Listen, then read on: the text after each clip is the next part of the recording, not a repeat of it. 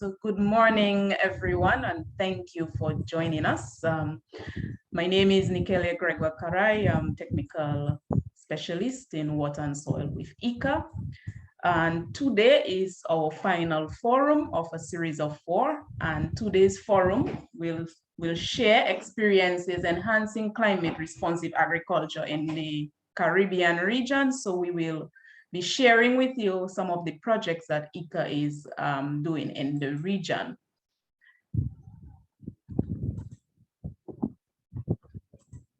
So this is our agenda for today. We'll have our opening remarks from our technical specialist in St. Kitts and Nevis, Ms. Sharon Jones, after which we will have presentations of projects from Dominica by Mr. Coppell.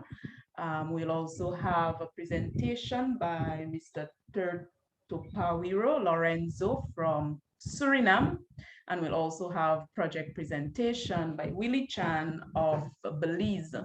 After that, we will have some questions and answers pertaining to these presentations, followed by a breakout group. And in this breakout group, we will be asking you to give us some of the projects that are currently taking place in your country.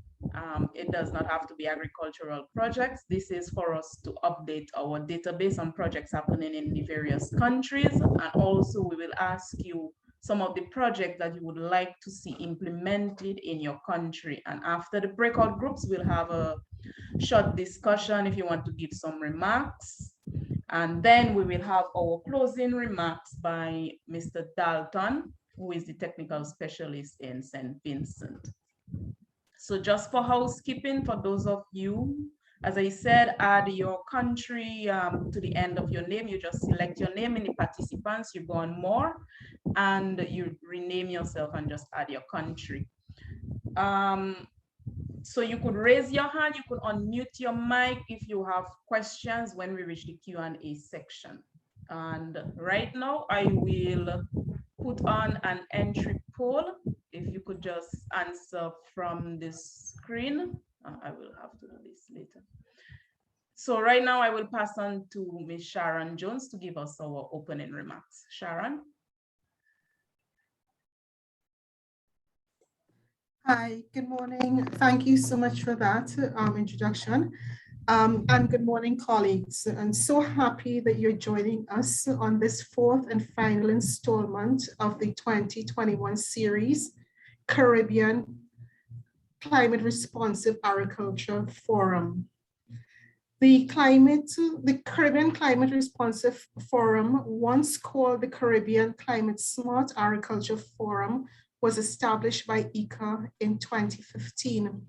The purpose of the forum is really to bring together actors like you in the agriculture and related sectors to learn from each other's experiences and exchange information on agriculture and climate change in the Caribbean.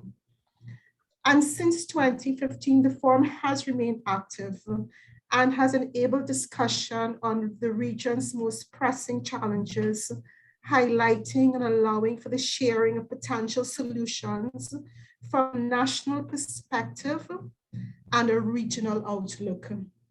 This forum allows for a regional meeting of the minds. And through this forum, ICA also shares with the region its projects, its actions, and ways and manners it's addressing climate change in these member states. This year's ICA took a bottom-up approach to the development of the forum and the topics for the forum. It discussed with its member states and people on the ground as to what they wanted to cover and what they were interested in. And these suggestions were collected from the region, collated, and hence we had these topics. So part 1, we looked at the practical solutions to on-farm soil and water management.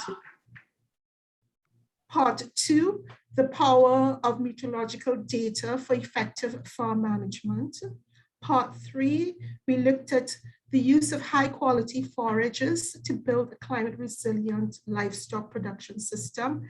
And today, our final installment, We are going to share ICA's experiences enhancing climate change responsiveness in agriculture in the Caribbean. Following this the three presentations you will get from the ICA team, then we'll fall into our breakout sessions, which will allow you to give your national perspective, highlight your challenges, share local innovative solutions and barriers to implementing change. This is a very important component of the forum, as your perspective and your country knowledge is invaluable and adds to the regional broad body of knowledge. So we've also had people who have journeyed with us on this 4-part series.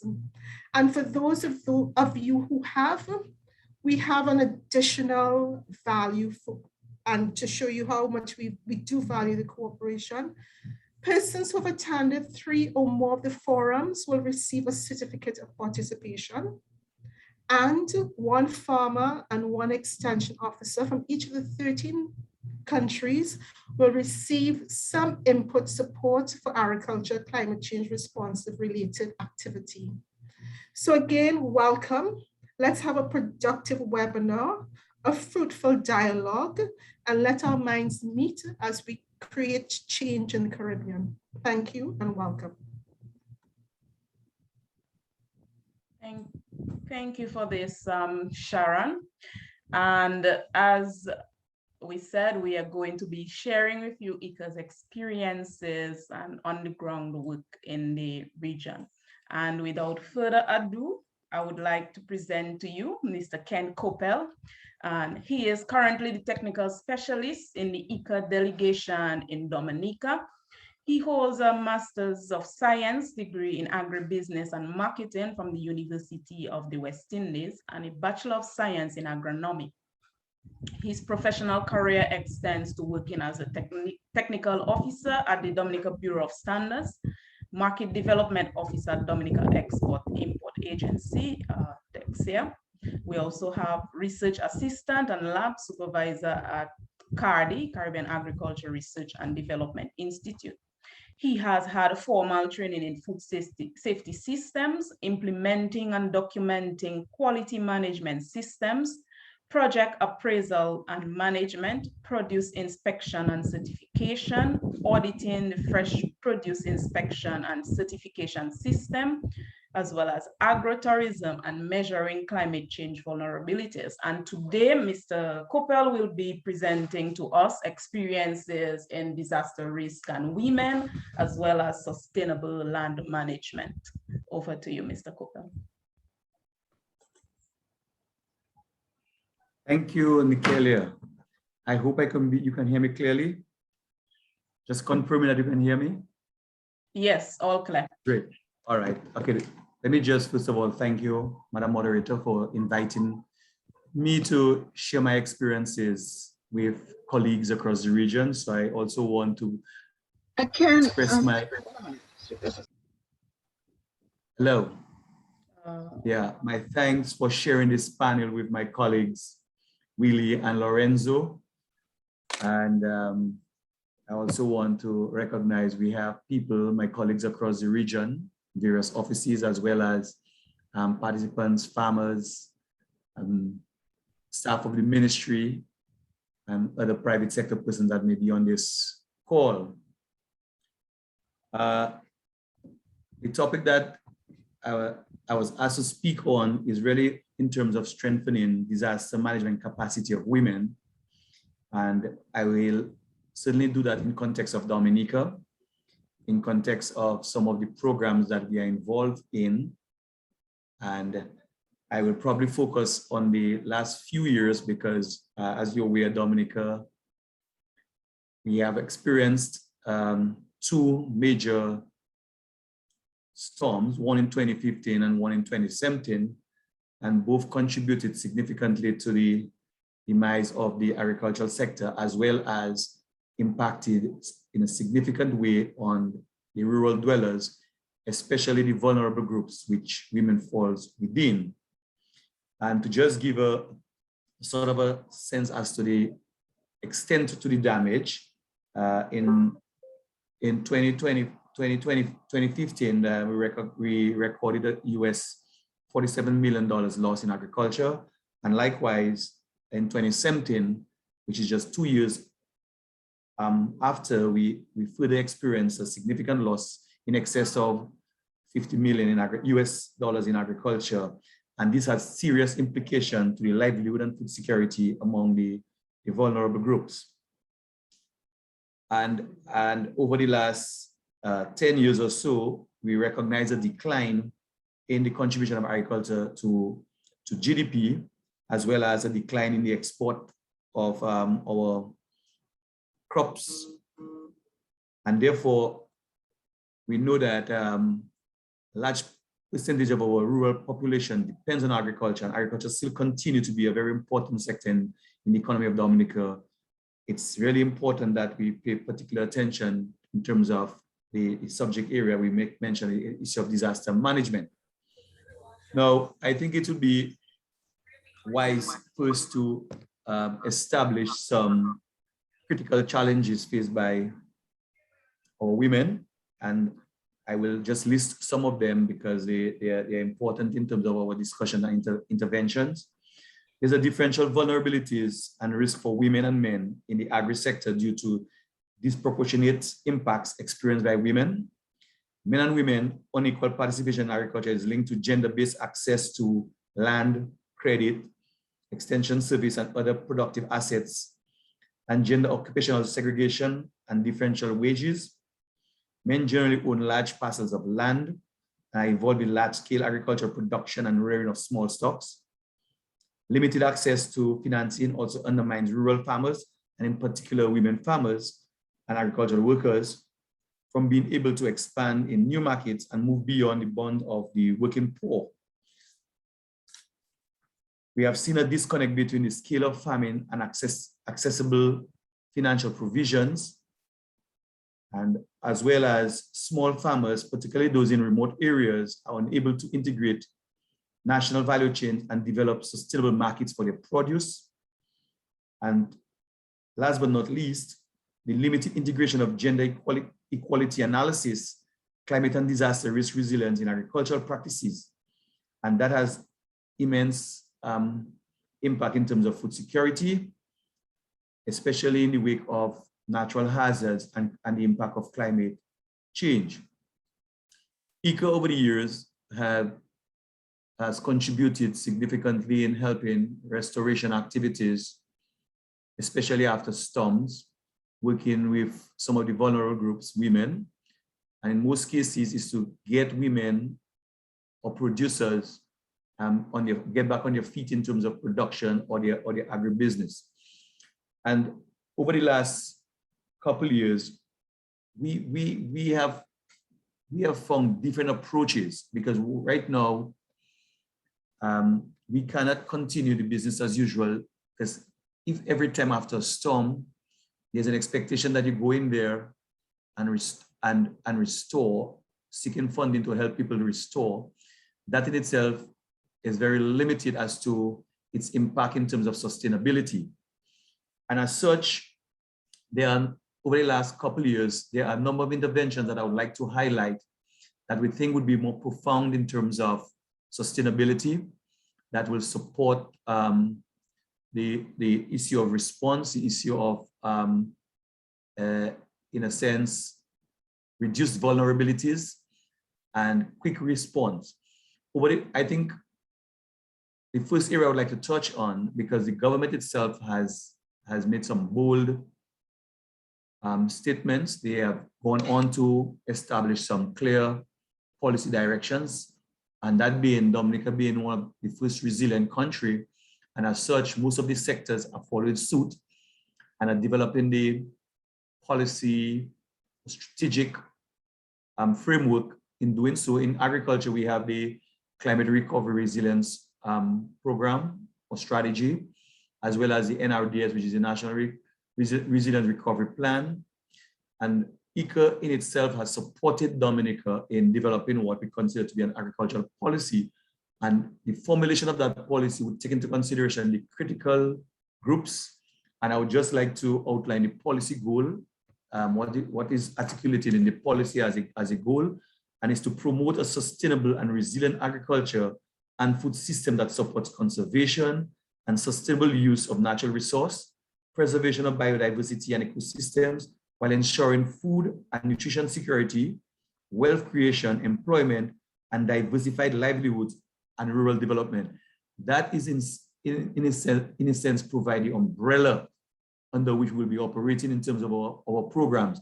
And I was happy to be part of the leading organization in crafting the policy. And I know at some stage this policy will be approved and be the agricultural policy used in this country. Now, what I think is important to note within the policy framework is the guiding principles that again links a lot in terms of the focus on the vulnerable groups. And I'll just outline them because it fit within the landscape in terms of what we will be speaking on. And I want to make mention of 4 principles or guiding principles. One dealing with the resilience and sustainability in the agricultural system and the supply chain as an integral part of the national food system, with a focus on resource use efficiency, application of technology and innovation, small production systems, and practices and exposure to risk reduction.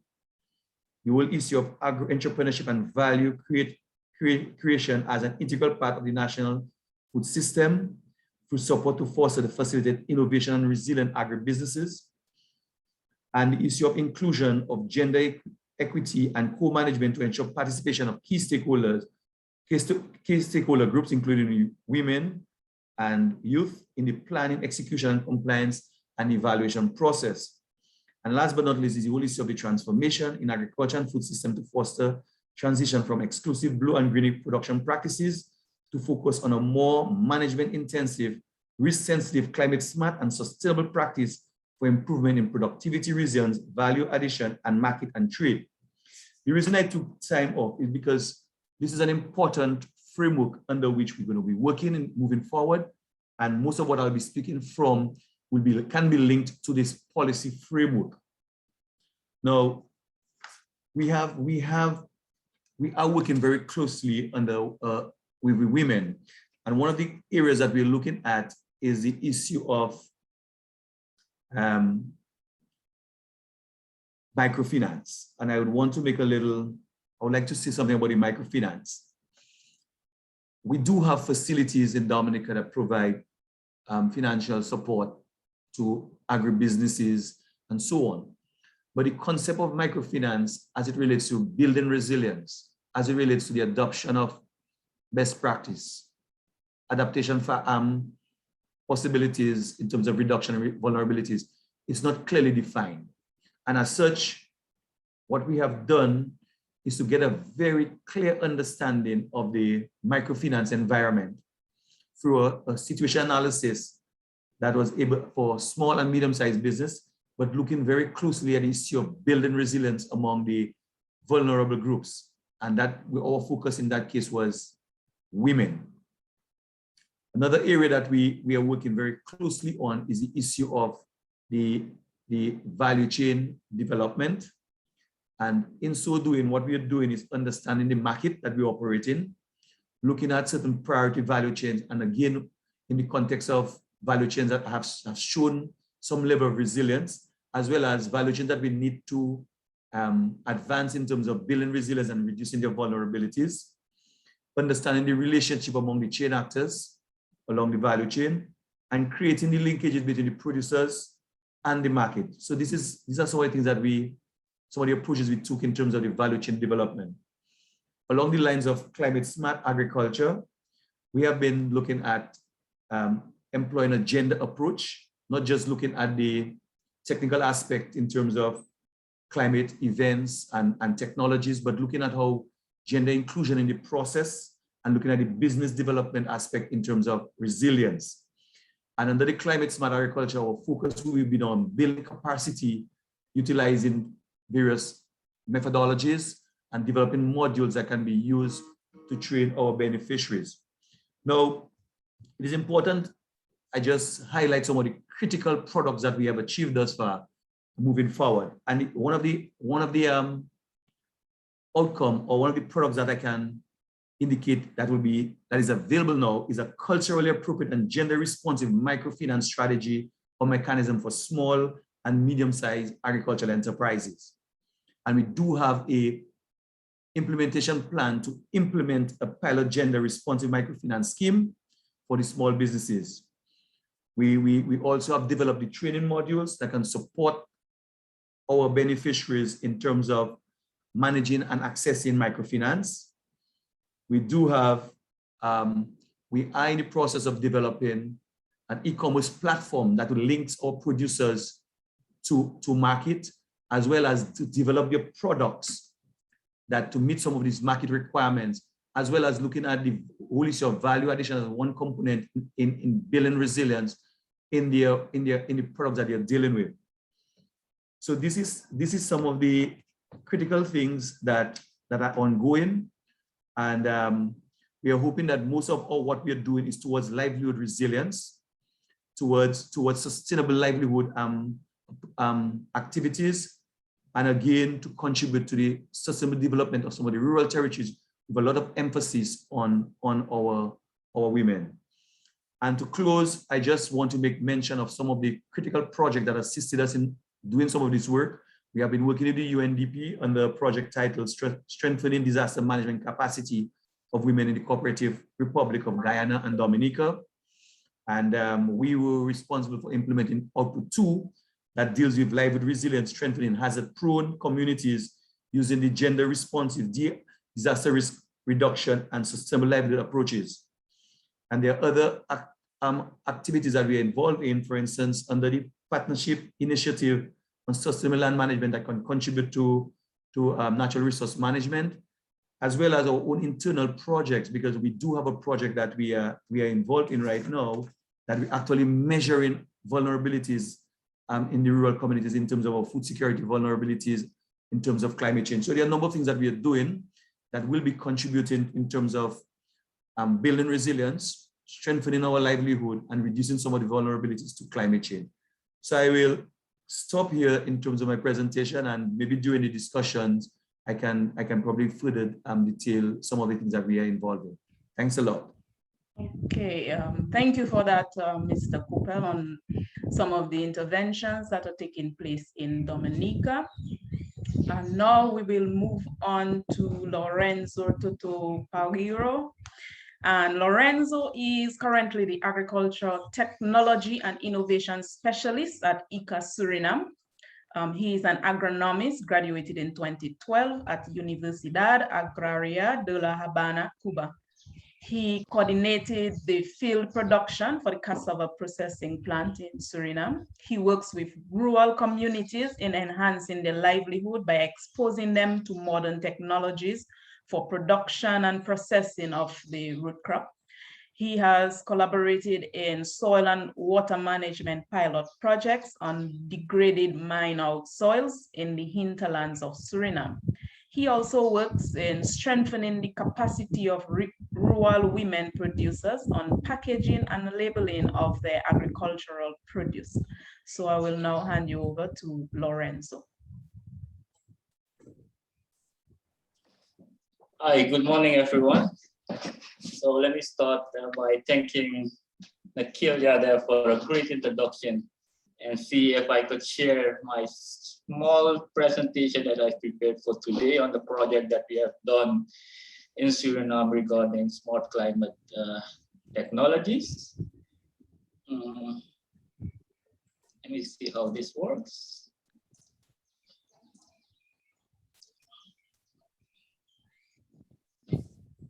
Can everyone see my screen? Yes, I could see. You just need to go into full screen now. Great. All right. Let's get starting right away on the presentation. As Nakilia mentioned, my name is Lorenzo, technical specialist with ICA delegation in Suriname, representing the Climate Smart Technology project that has been done in a year ago. And let's see. The presentation layout for today, we'll have the project summary, an objective, the main activities, deliverables, achievements, summary farmers' experience, and the positive agroecological practices and benefits. The project title is Suitable to Climate Impacts through the Promotion of Climate Smart Agriculture. And it was a budget amount of 266,087 with an implementation duration of 80 months. It was an initiative under the GCCA Plus Suriname Adaptation Project funded by the European Union in collaboration with the UNDP Suriname.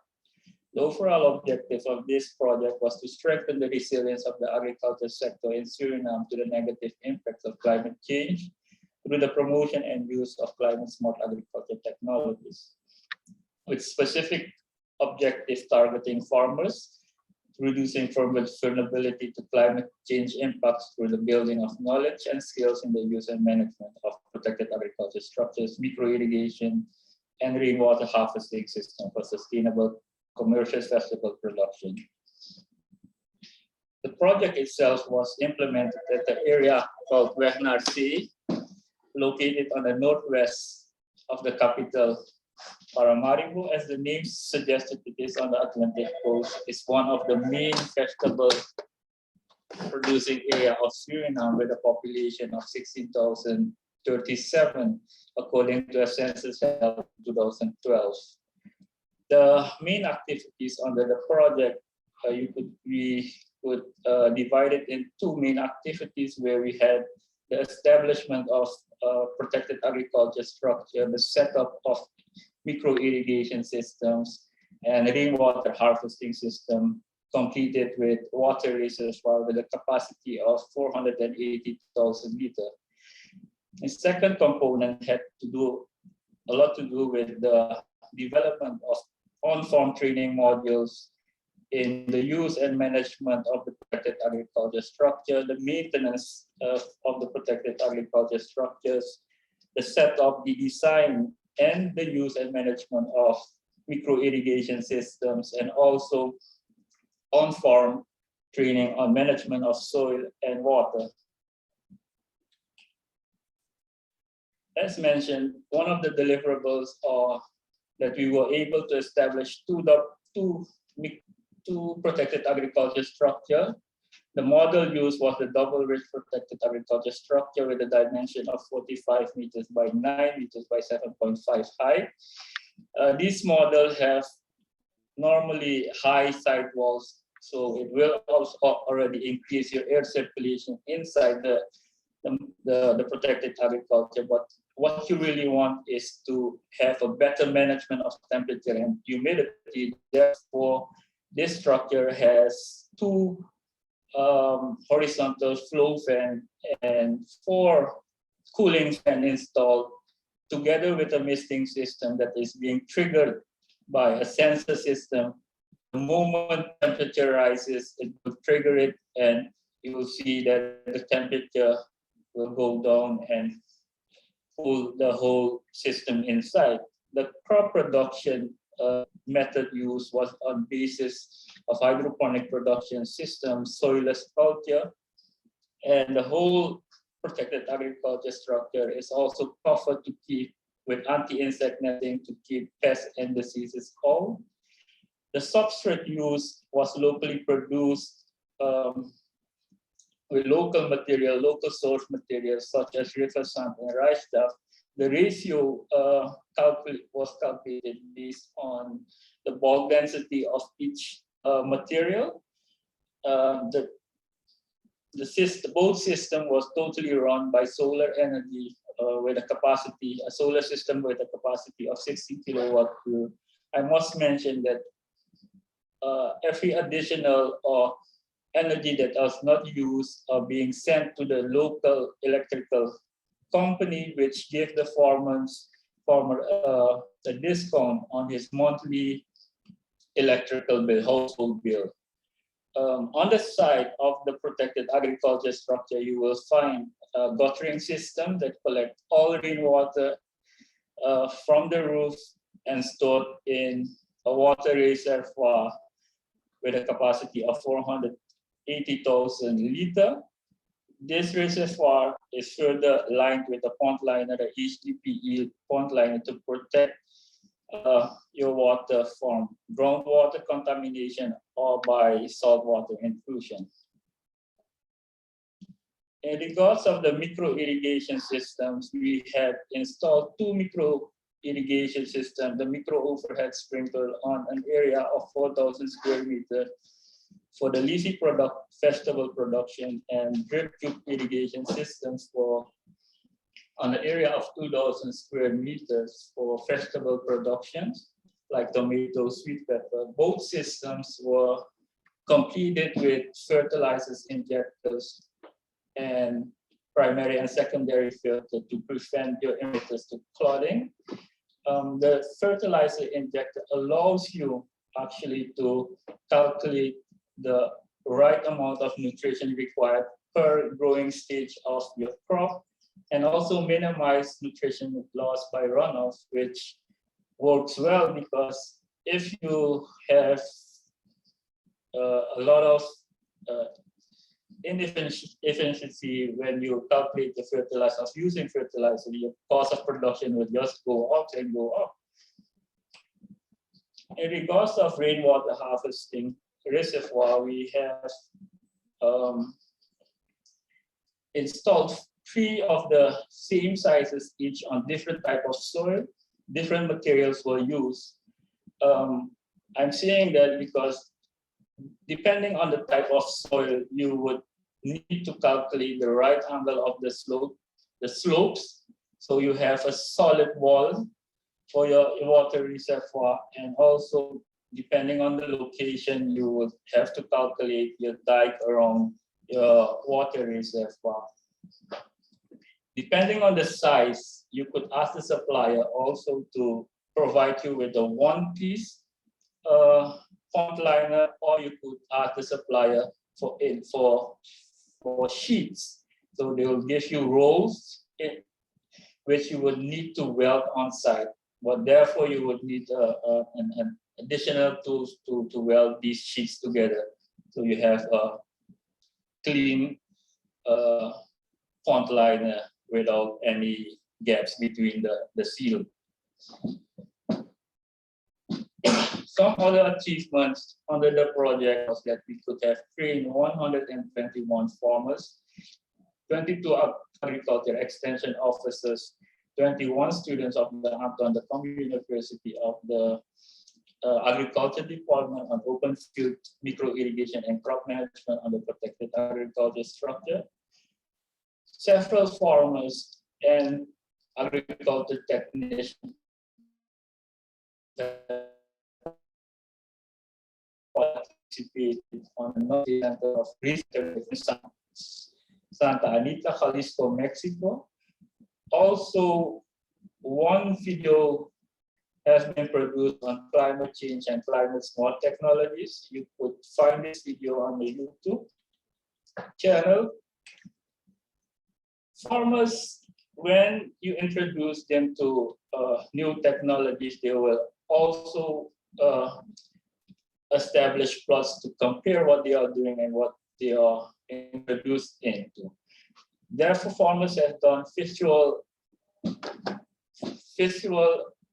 observation and small, simple data collection of fields between agriculture structure production and open field. They have checked on the harvesting time. They noticed that they could have harvest till 12 months under protected agriculture condition, and open field, they had 3 months of harvest of this of sweet potato. Weekly fruit set on the per plant on the protected agriculture structure, they noticed it was higher, and on the open field condition, it was lower. The quality of fruits on the protected agriculture structure, they didn't detect sunburn, and open field condition, the sunburn were present. In regards of the fertilizer, the plants react faster, and on the open field conditions, the plant reacts slower. Washing harvest fruit on the protected agriculture structure wasn't necessary. The fruits were clean. You could basically eat it right away out of the plant. The open field conditions were you would require washing the foods before consuming.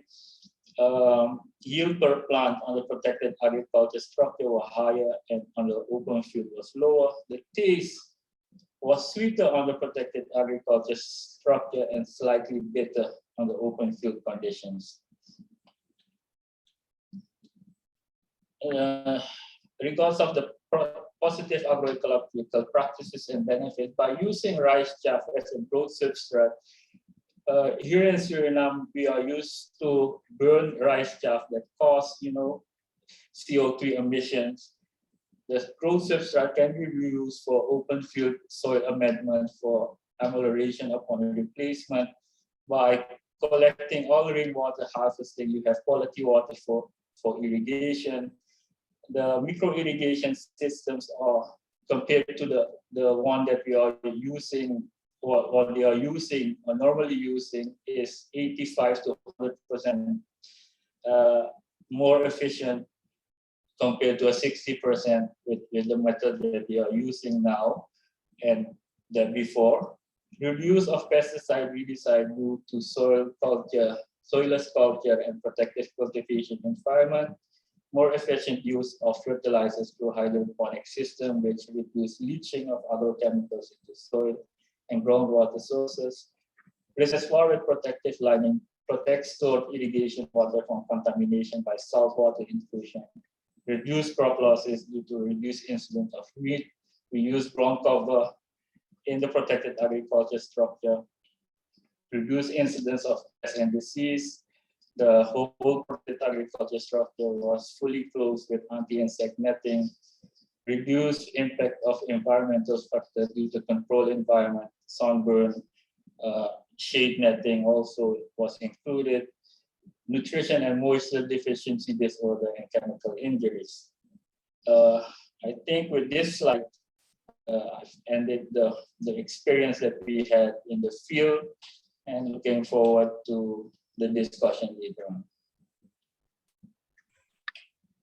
Okay, thank you for that and the experiences that we are having down in Suriname, Lorenzo. And so now I will pass on to our colleague, Willie Chan of over there in Belize. So Willie Chan is currently the technical coordinator of ICA delegation in Belize, and he is responsible for coordinating all the activities related to the technical agenda of that delegation. And he is the main contact person between ICA, the Ministry of Agriculture, Food Security and Enterprises, as well as other stakeholders with whom the delegation works closely. He has a bachelor's degree in agricultural science and production from Zamorano University in Honduras. And he is currently pursuing a master's degree in climate change from the Universidad Europea del Atlántico. He previously held a managerial position at a commercial tilapia production farm in Belize. And today he will be speaking to us on experiences on integrated soil fertility management. You have the floor, Willie.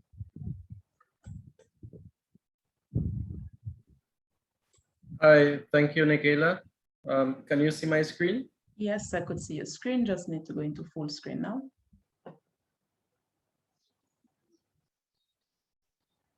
Let me know if it went into full screen, please. Yes, all good. Okay, thanks very much, Nikela, for that introduction. As you mentioned, I'm going to be presenting the project that we did here in Belize with the ICA delegation in collaboration with the Ministry of Agriculture, the Banana Growers Association, and the University of Belize. This project was financed by the European Union, and the topic or the title of the project was Productivity Enhancement of Banana Farms through Integrated Soil Fertility Management in the Banana Belt area of Belize. I'm gonna turn off my camera so as not to have too much bandwidth interruption.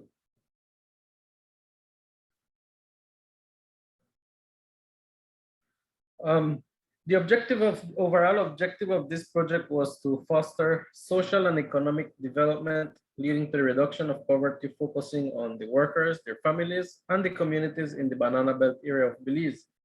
The Banana Belt area of Belize is located in the southern part of the country, constituting of Stan Creek and the northern part of Toledo District.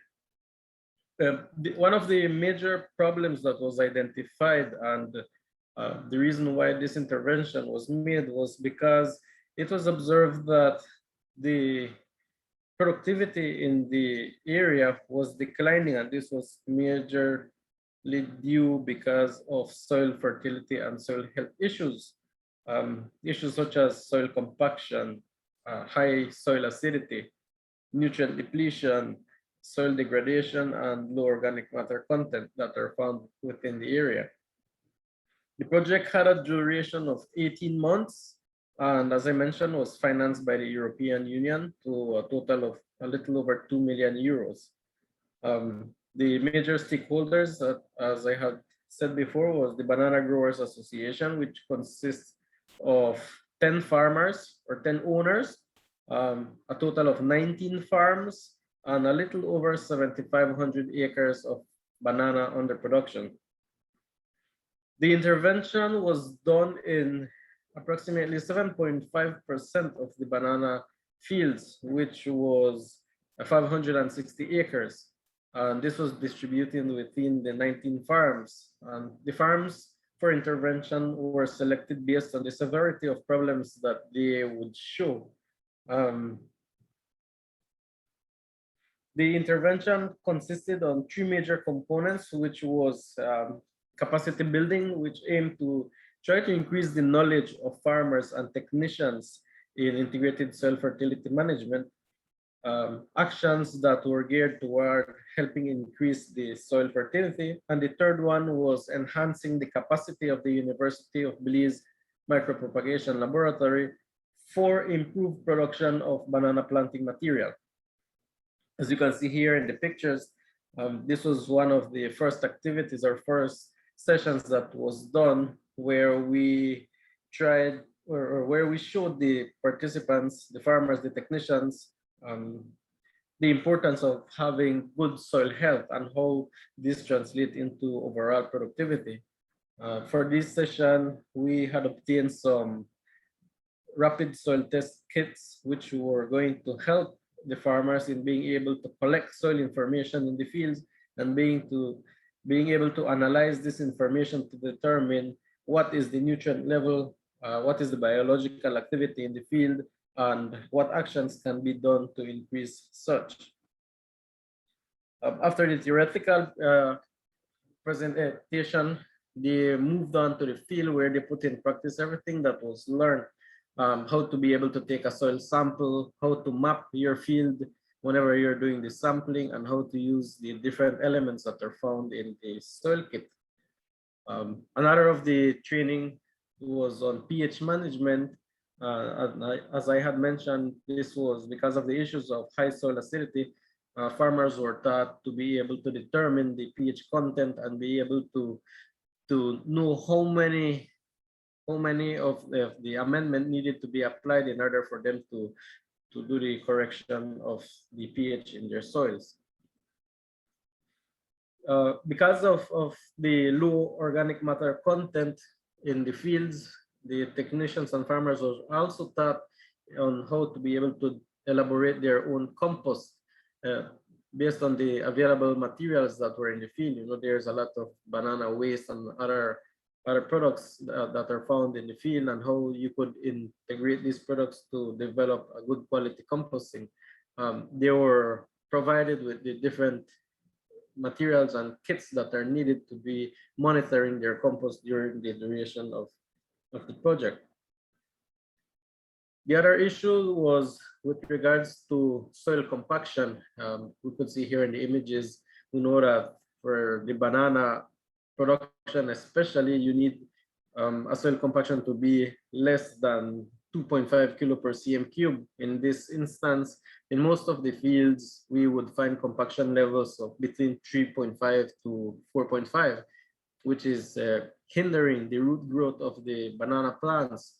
And so we would have a lot of issues with toppling because, you know, the root system is not fully developed, and also a lot of innovation to absorbing the nutrients that they would require. So actions were done in this area to be able to help with the compaction levels. We had to do some interventions when it comes to doing the decompaction using manual forking or using, as you see there, the small equipment, and then incorporating organic material within the root zone so that we could help break up these soil and for the root system to develop properly. Another issue was with drainage. Some fields used to hold a lot of water, so we had to find a way how to ease the pressure of having too much water in the fields. So interventions were done to different types of drainage, from the surface drainage to the primary drainages, so that we could evacuate the excess water that were found in the fields. When we did the enhancement with the University of Belize, they were trained to be able to produce high quality planting material. And what was the main objective here was to compare the planting material produced locally from the planting material that was being imported. So we had to set up a nursery where we would put side by side the different planting material, the one that was imported and the one that was produced locally, and evaluate how well they would adapt, how well they would grow, and how well they would respond to the different practices that were done. These were then moved on to a demonstration plot where side by side we would have the comparison of the different meristems produced, and they were done in different farms, so as for us to be able to take data and at the end of the project say, okay, these plants thrived well, they are doing well, and in terms of productivity, how early the plants were going to produce their bunches. As with cover crops, some of the fields, because of the compaction level and because of the different improper practices we would say that were done, they would be left to be bare. What we wanted is to be able to provide us a cover of the ground. So we introduced different types of cover crops. We introduced the sun hemp, the Crotalaria huncea, which is a leguminous plant, nitrogen fixing. We introduced some types of grasses also, just to be able to hold some of the soil surface, because whenever we had too much rains, they would erode. Part of the activities also involve training different high schools that were around the farm area. So we provided some basic trainings in integrated soil fertility management, and also helped them establish a 1-acre banana plantation for them to be able to put in practice everything that was taught within the duration of the project. And as I had mentioned, the Ministry of Agriculture was very instrumental, and they also participated and benefit from these trainings. For the renovation of the laboratory, the major renovation that was done was with regards to the roof. An entire roof was put together. The internal walls were all restructured so as to provide an adequate process flow and avoid any type of cross contamination when producing the meristems. Here we could see the different laminar flows, the technicians doing the tissue culturing, and also the rooting of the meristems in the laboratory. The University of Belize also benefited from a nursery where they would do the first hardening and the second hardening of these plants. So what were the main achievements that were obtained during this project? An average of 30 persons were trained on the integrated soil fertility management. And just to mention the integrated soil fertility management approach, what this does is it promotes efficient and effective use of both organic and inorganic amendments Also, the use of improved germplasm and good agronomic practices. With regards to the different drainage works that were done, a total of 1,077 acres of the 7,500 acres benefited of the different types of drains. 255,000 meters of drainage were done, and this include both from surface all the way to tertiary drains. The compaction works was also carried out in 1,000 acres of banana field. With regards to the fertilizer and calcium amendment under the efficient and effective fertilization program, 560 acres benefited of these applications. 25 rapid soil test kits were procured, as well as 90 environmental kits, and these were handed over to the beneficiaries so that they could continue doing their rapid assessments and being able to determine where the major intervention would be needed in their farms. 12 demonstration plots were established, as I had mentioned before, and these were for teaching purposes so that the farmers could see the difference of doing improved practices and how they would translate in overall productivity. Cover crop seeds were procured also that could be used over 1,500 acres of the farm. 364 tons of bagasse was, this is sugarcane bagasse, was used for the organic material application. Under the replanting program, a small amount was done, 37 acres of banana fields were replanted, and the renovation of the micropropagation laboratory. So what were the lessons learned? Well, what we saw is that more practical training was required, more time to be out in the field so that the farmers could learn or grasp better some of the concepts. For a duration, for a project of this magnitude that was just 18 months, we would require at least more time to see benefits of the integrated soil fertility management practices that were taught. What we learned also was it is very, very important to include your farmers or your owners from the onset of the project, from the design, and include them in all the steps of the project. And also the integrated soil fertility management, when done correctly, it could help improve your soil and overall health, your soil health and overall productivity, that is. So on the way forward, what we are looking at is projects that could build on what has already been started, encourage the farmers to continue adopting the practices, avoid working in silos, because Belize is a small country, so it would be good to find the synergies of different works that is being done, and not to be working in silos, and to continue providing the technical cooperation when the farmers need it. This project was finalized in May of 2019. We began on December of 2017.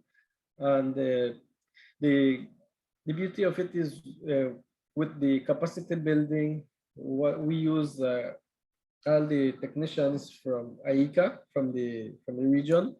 We have our own here, Dr. Chinis Martin, who was very instrumental in providing some of the trainings.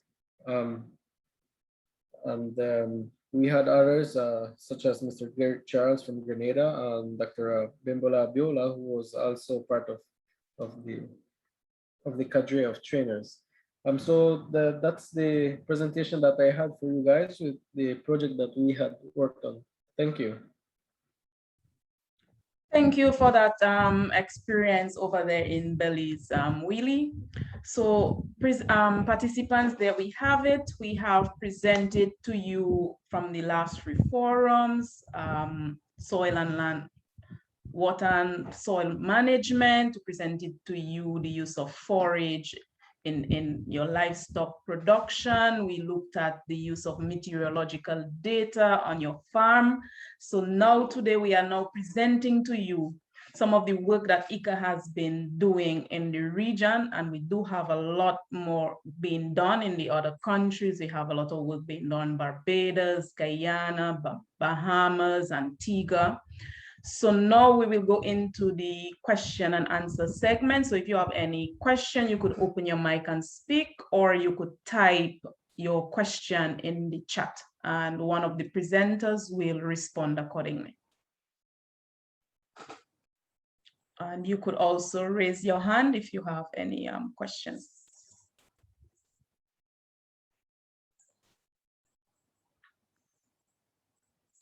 Any questions from the floor? Yes, I see we have Ina. Go ahead. Hi, good morning. Thank you very much for sharing of the information. I think the panelists, they all did a very good job with sharing what they've done in their respective countries. And it's really good to see, that there are actually actions on the ground ongoing with regards to interventions to address climate smart agriculture, soil health, and a more holistic approach to crop management. My question is directly regarding the project that was presented in Suriname, I believe. The system that was demonstrated there, the cover structure system with solar energy and water catchment, if an indication of cost and adaptability with regards to capital investment needed by a farmer to have a system such as that one. Okay, thank you for Ina. Lorenzo, if you could take over this question.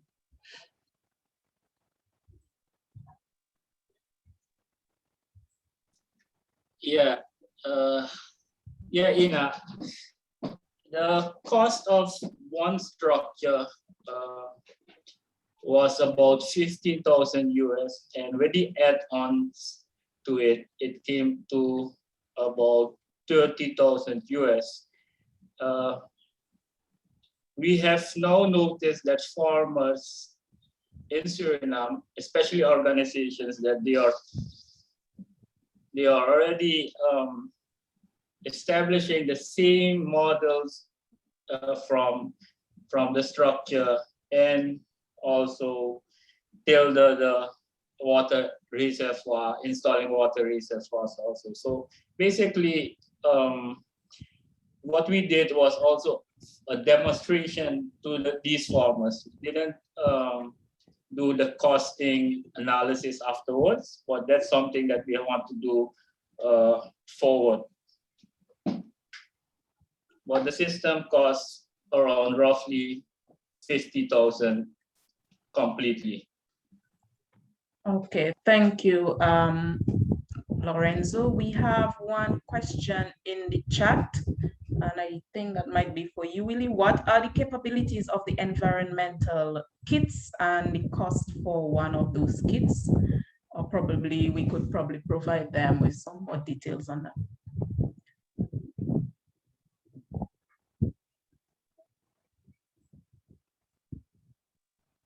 Yes, thank you, Nikila. The environmental kits, as I had mentioned, was part of the package that was provided, and these were just rapid test kits that were used to be able to tell you in a general sense the nitrogen, phosphorus, and potassium levels, and also to be able to measure pH, and these were all color coded.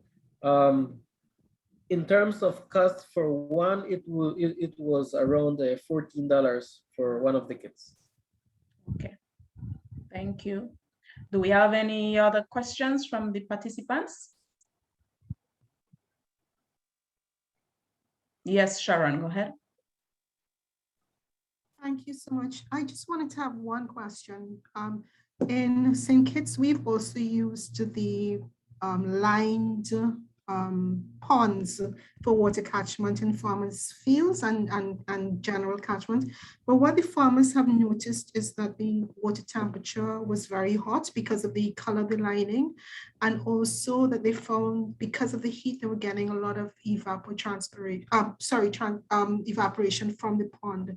So if you can share with me the experience in Belize with regards to that, so that I can learn as to how it was managed. Thank you. I think the ponds was in Suriname, right? It was in Belize, sorry. It was in Belize. Okay. With the greenhouse. Yeah, we noticed the same situation in Suriname. What we advise to do is that, you know, you could use a duckweed to cover your pond, but the thing is with duckweed, sometimes you have these derbies that the roots are producing, with might clot your emitters in the end. So be aware that when you use like a cover crop on it, like duckweed, that you have a good filtering systems. We are trying to look to put shade cloths on it as well, to cover these ponds. But that's something that we also looking into, because during the dry seasons and high temperatures, we have a lot of these water losses to evapotranspiration. Okay, thanks, Lorenzo. Any other questions? If we don't have any other question, I'll just ask one general question to the presenters. And they spoke a lot about on the ground work and the experiences on the ground. And just give us a quick response in terms of, okay, go ahead, Ainsworth, I see your hands up. All right, thanks so much, Nikhila, and thanks to the presenters.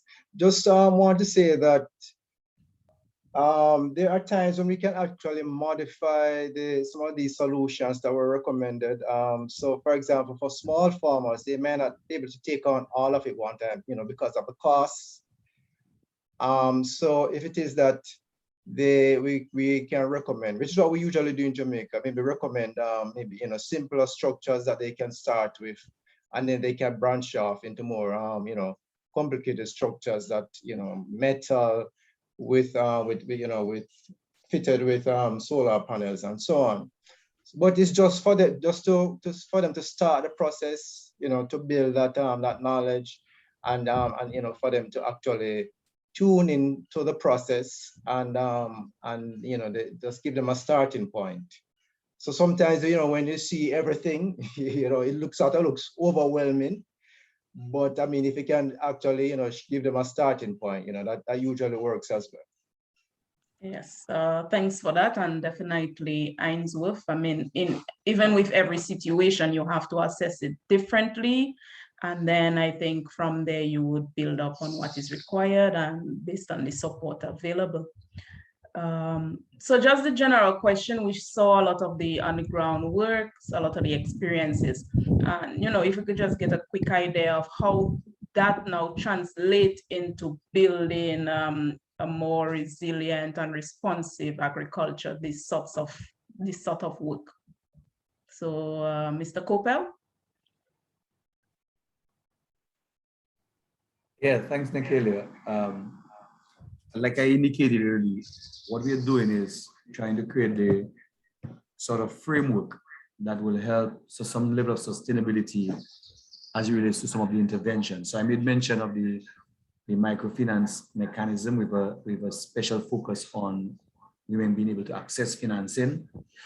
And we certainly will be, this mechanism will be part of a institution that already exists in terms of providing loans, grants, and support to those beneficiaries.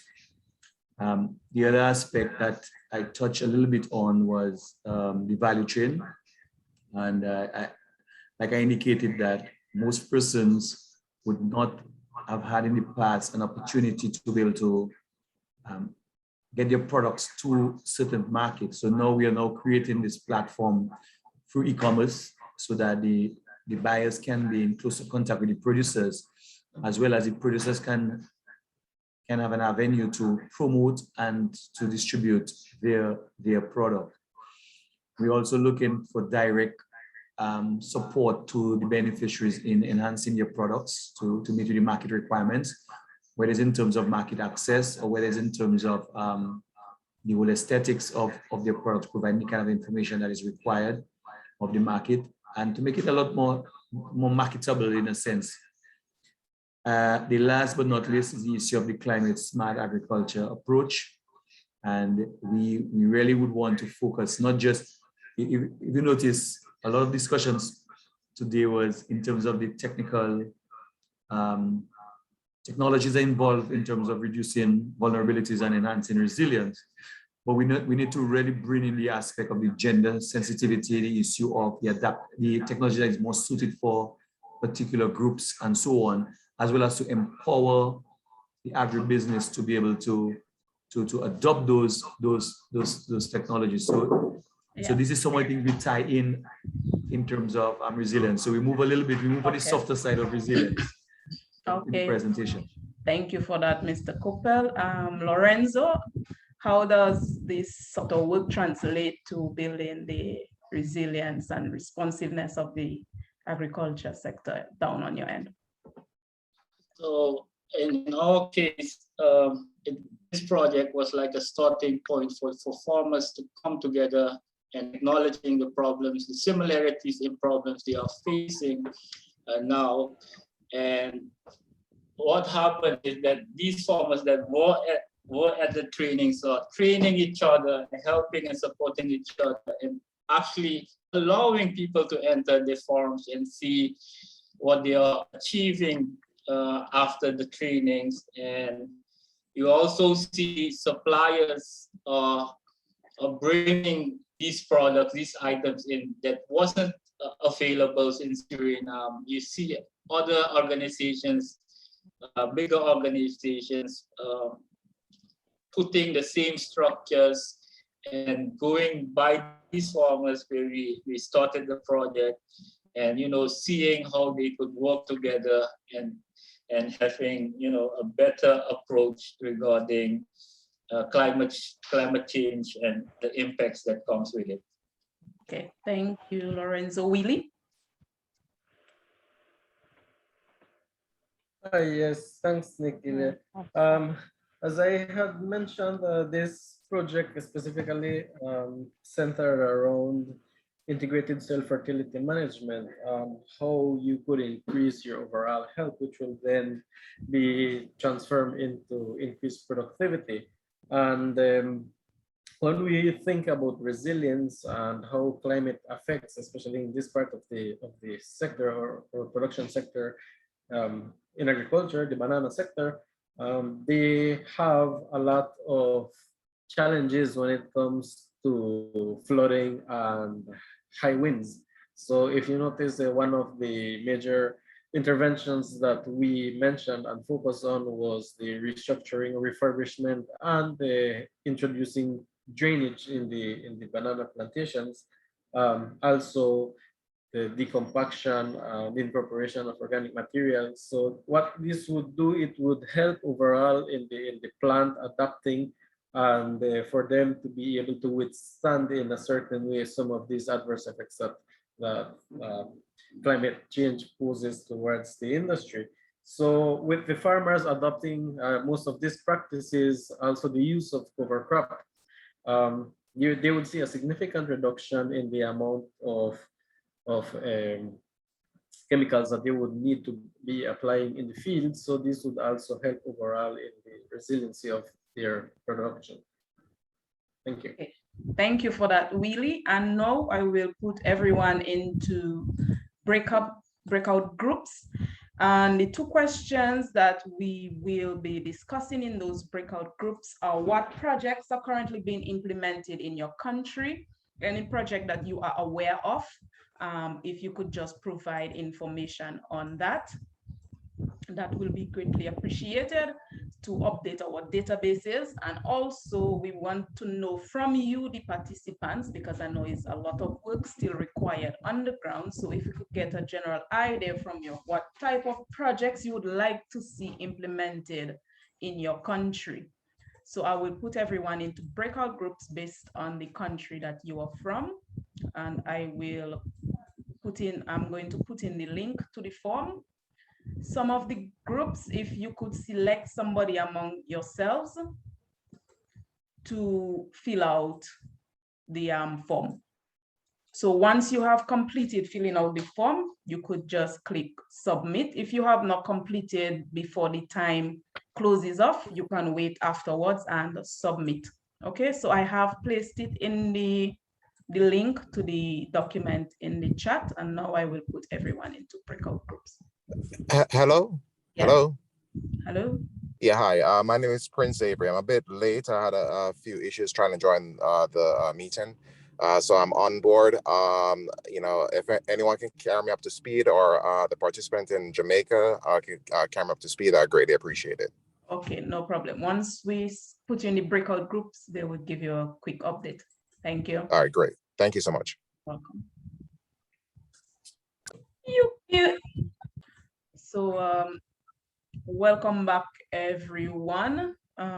So right now, if we have anybody that want to give any remarks, if anybody have any additional questions, we'll take those now before we go into our closing remarks.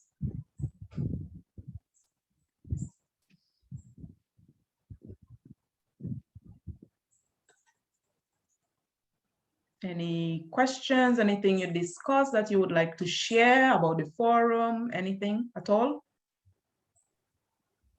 Hello. Yes, go ahead. All right, so I'm Devroy from Jamaica. In my section of the meeting, just a while ago, we made mention of especially St. Elizabeth that is having some drought issues. And we also made mention of the negative impact of certain fertilizers, especially synthetic fertilizers on the soil. So how effective do you think incorporating organic fertilizers would be to combat climate change?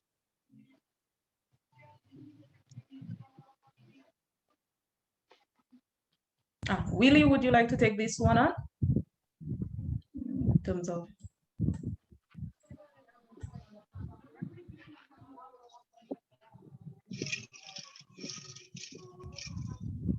Hello? yes, go ahead. Yes, I'm the one that just posed the question a while ago. Willie, are you with us? Hi, Nikhila. Yes.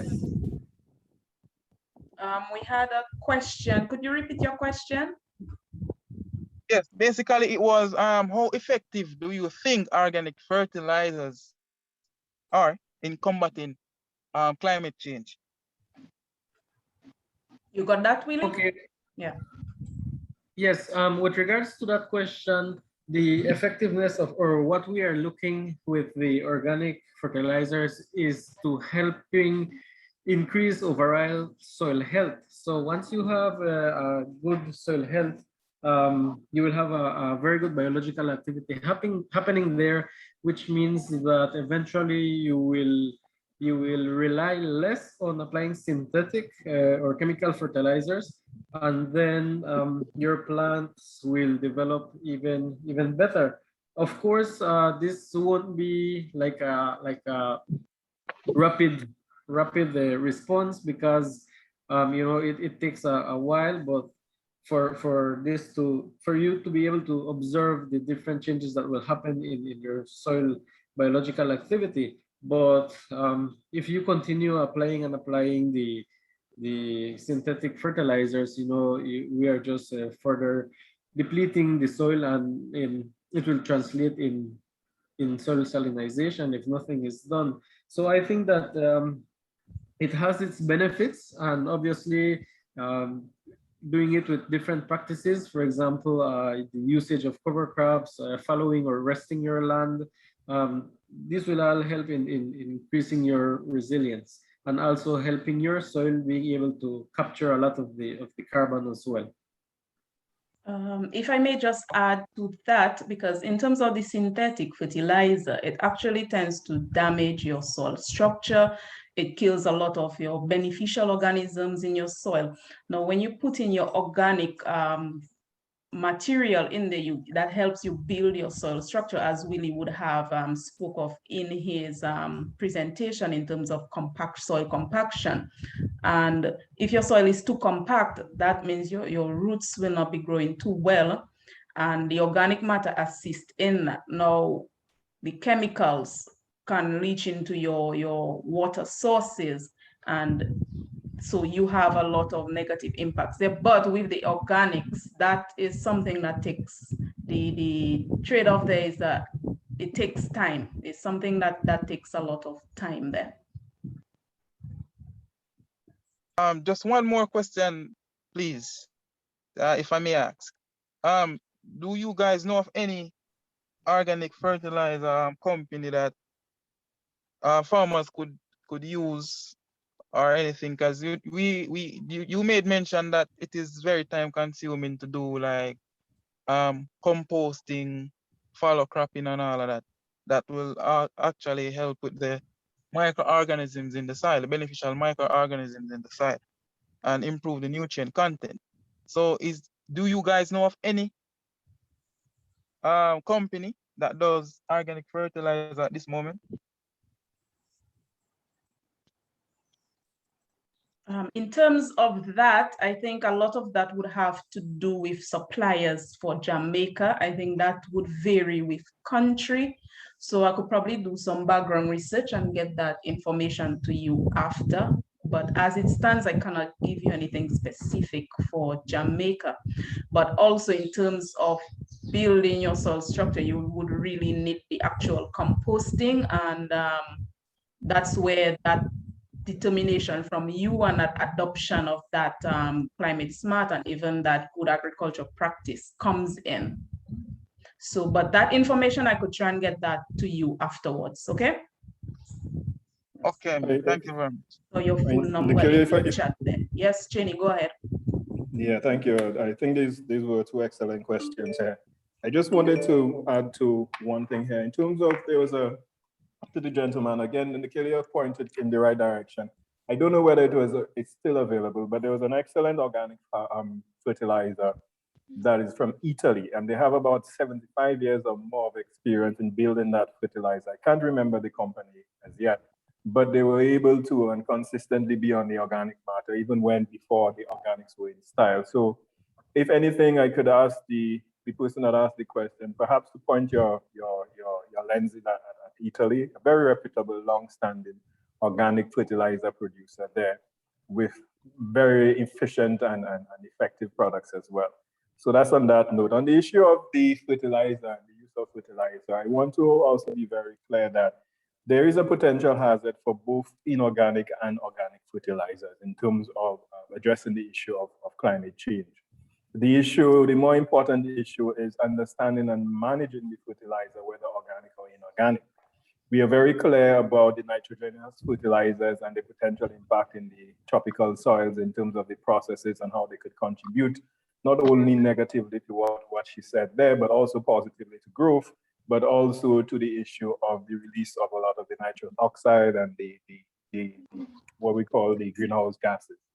So it is, if I'm saying anything here, the take home there is that there is space for the use of organic and inorganic fertilizer, but the most important thing is how do you manage it? And that is why I think the example and the sharing of what was done in Belize and presented by Willie is so instructive. I think one of the things that, if again, the person that asked the question, you could look at the system of integrated soil fertility management. I think it is one of the very sensible or at least pragmatic ways to start off and go forward in terms of managing the soil and making these connections, at least to point you in that direction. So thank you very much for that question. Thank you for that, Jenny. Ainsworth, I see your hands up. Go ahead. Right, just quickly to let everyone know that there are local suppliers of organic fertilizer in Jamaica. So, I mean, you know, he can touch bases with me Okay. yeah. So therefore you could touch base with Ainsworth at ICA. I could always send you his contact information. Okay? Yes, I will do well with that. So would you do that after or? Yeah, so Ainsworth, if you just send your contact email to him directly from there, that would be greatly appreciated. Thank you. So now we will go, if we don't have any other comments or any other questions, we will go into our closing remark from Mr. Michael Dalton, who is the technical specialist. Yeah, morning, Mr. Jackson. I'd just like to make a comment on the whole aspect of soil fertility and nutrient. I think one of the fundamental problems we still face as it relates to soil organic matter and soil nutrient recycling has to do with the fact that you often hear talk about organic matter addition and things of that sort. We have to be able to yes, that the organic composting takes some time, but I think we have to find some ways and means in order to show the farmers the importance of such nutrient in the soil. But getting back to the fundamental issue, I think that we need to overcome, and it's something that we've been trying in extension for the longest while. We telling farmers about it, but somewhere along the line that we're still having some difficulty is the whole aspect of farmers during the land clearing, land preparation stage, normally burn the crop residue. And we know the problem with that. We have to find some strategic ways and means to come up with some solution in order to try and address the problem as it relates to nutrient recycling in the soil. And there's a problem that this has been going on for years now. This that we've been reaching out to farmers and telling them the importance. I think some way along the line, maybe come to some other creative strategy to address that problem.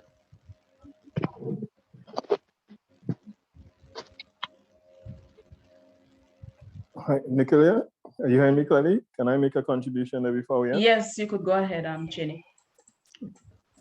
Thank you very much.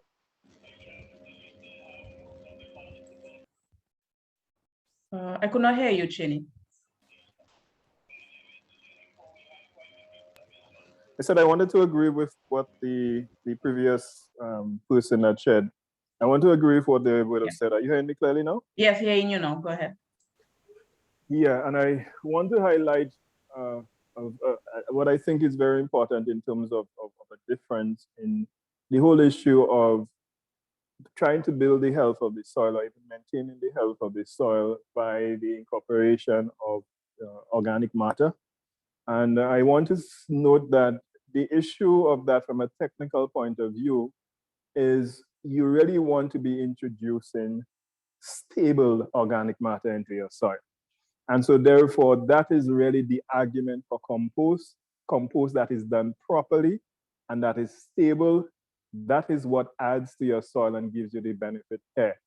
There is a risk in terms of just adding organic matter to your soil where it is not stable, and so therefore the resident time is very limited, and depending on the type of organic matter, you do not get any sufficient accumulation, or accumulation tends to take a longer while. So I wanted to make that distinction so that we could very clearly have the idea that when we're speaking of organic matter, there is still a need for knowledge, still a need for management, and there's a still need for the implementation of sound practices when you're doing it. And so it is not a bike kind of, I have organic matter, let me just incorporate it. But really and truly, your first priority is to try to implement or incorporate stabilized organic matter, which is more likely to give you the benefits that we are talking about. So I just wanted to share that as we close out. Thank you. Okay, just before you go, just for the benefits of our participants, if you could give a few liners on what you mean by stable organic matter, that would be great. Thanks. Can I add something, ladies and gentlemen? Go ahead. Yes, I also like to inform you that well, in Jamaica, everyone knows that I have a fertilizer company that we do biostimulants. Most of our products are biostimulants, but we also have biofertilizers too. These products are manufactured in Europe, the sole distributor in Jamaica and also in the Caribbean. Also, my partners just recently establish a relationship with the government of El Salvador, where we're changing the whole structure as it relates to our culture, because we have sustainable products, that will aid in increasing production for crops and also reducing plant stress in terms of climate change. So I just wanted to make mention of that, and I think that's one of the reasons why Deborah had inquired, if there's any organic fertilizers that are out there, but there is. We are actually also in over 90 different countries worldwide, the products. So I just want to make mention of that. Just recently, I also came from Africa, where I also met with the president of one of the African nations, and I'm will be implementing those products in that particular country. So I just want to highlight the products that we have that will also aid, because we actually have a product which is which is called Spartan. Is a very good product. It also conditions the soil, and it also is in the microbial of the soil. And Deborah will actually be able to break it down for me, because I'm not an agronomist. He's our agronomist. I just handle the management of it. So Deborah, if you can elaborate on the Spartan and also the microgel. Yeah. Okay, well, thank you for that. What you could do is probably just share your information, and I could always share that with the participants. Okay? Okay. Great. Thank you so much. In the chat. It's already in the chat, Nikita. Okay, He has already great. posted to the chat. Okay. Nikita, should I come in here now? Yes, please. Thanks.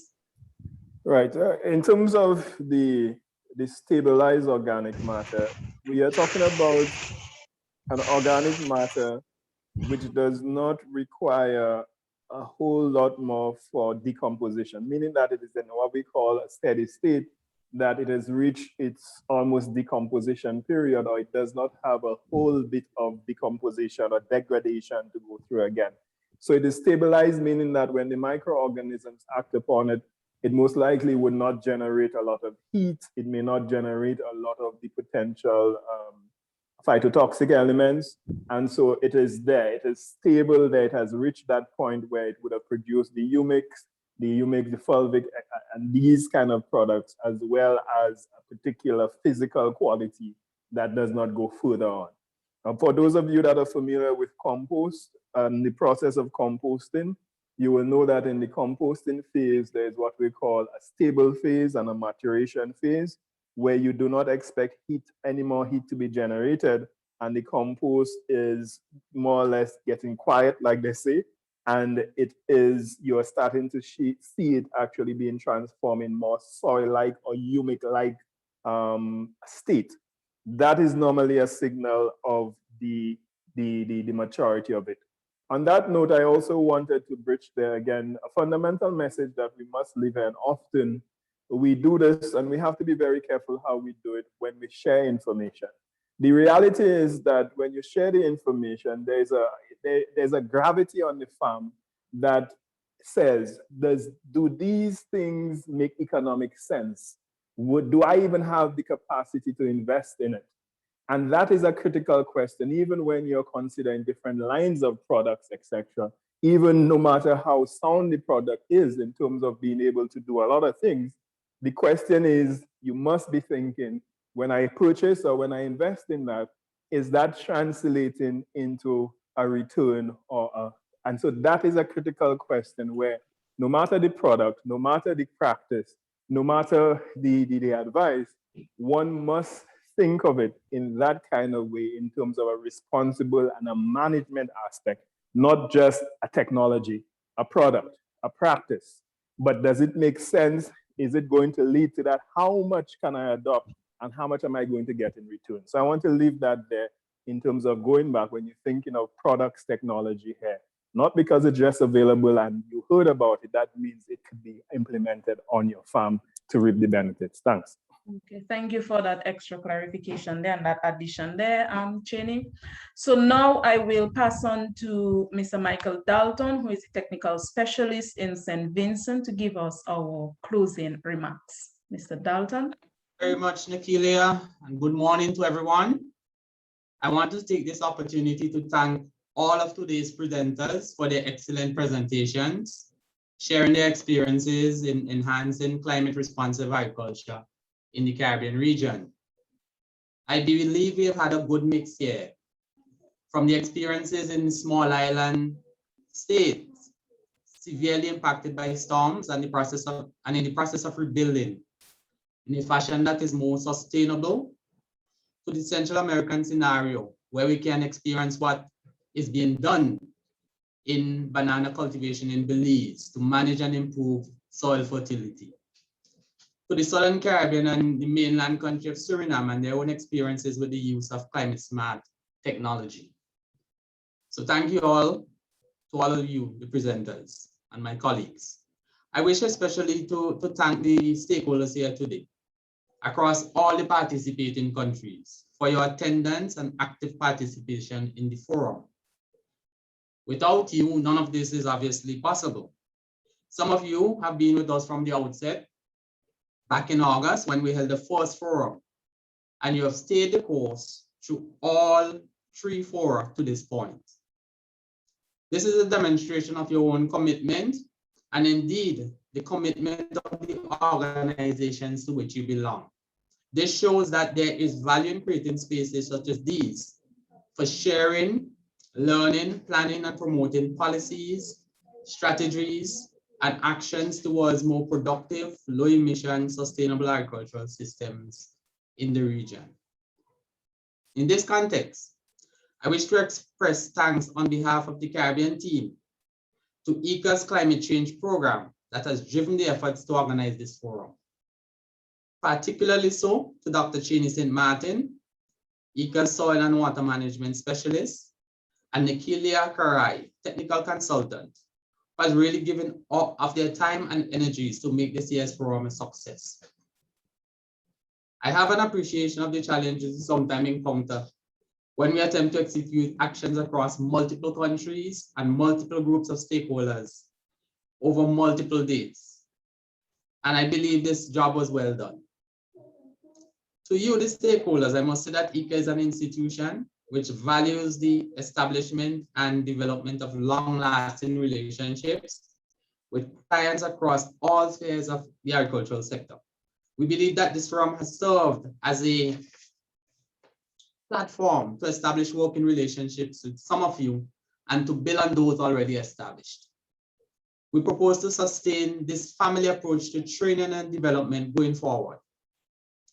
In this context, I invite you to be part of the ICA regional family for the building of resilience in the agricultural sector, insofar as environmental issues are concerned. And in this regard, we should all stay in touch through our local ICA delegations in the countries, as we would certainly be looking to build on the gains of this year into 2022 and beyond.